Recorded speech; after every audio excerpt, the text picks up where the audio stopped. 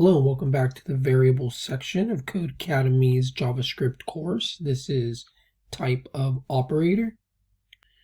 While writing code, it can be useful to keep track of the data types of the variables in your program.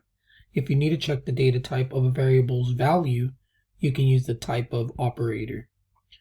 The type of operator checks the value to its right and returns or passes back a string of the data type.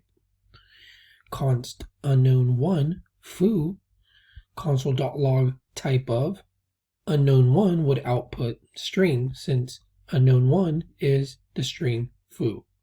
In const unknown2 we have the number 10, so if we do console log typeof unknown2 it would give us number.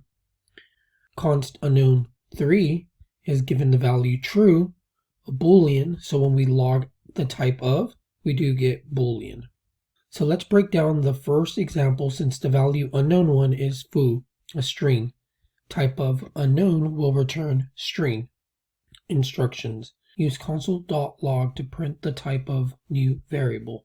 So we zoom out a bit, go here, console.log, and then type of, and we want to know the type of new variable. So we should be expecting a string. Zoom out a little, run that, do get string. So 2 is saying, great, now let's check what happens if we reassign the variable. Below the console log statement, reassign new variable to 1. So we're going here and we're reassigning new variable to the number 1. Okay, so now it should be a number. Let's say we pass that. We did pass it. So since you reassign this new value to new variable, it has a new type.